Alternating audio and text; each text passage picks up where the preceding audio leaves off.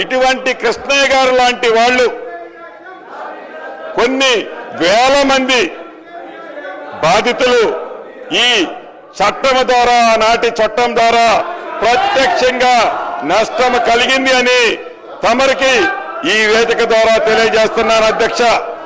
అధ్యక్ష, మనం చిన్నప్పుడు చదువుకున్నాం. ఒక పిట్ట కథ మీకు చెప్పాల్సిన అవసరం ఉంది అధ్యక్ష. 2 పిల్లులు రొట్టె కథ ఈ ధరణిలో ఉంది. ఏదైతే 2 పిల్లుల మధ్య ఒక రొట్టె కథ గ్రామీణ ప్రాంతాల్లో కథలుగా చెప్పుకుంటారు అధ్యక్ష. ఆ కథ ఏంటంటే, ఒక రొట్టె ముక్క, 2 రొట్టె ముక్కలు ఉంటాయి అధ్యక్ష.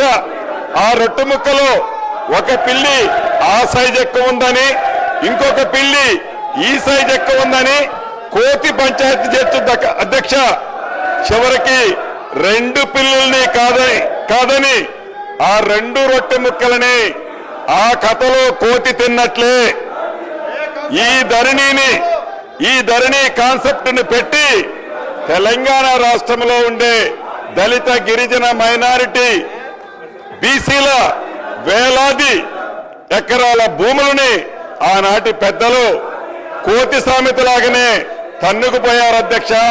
ఈ ధరణిని పెట్టి అదే రకంగా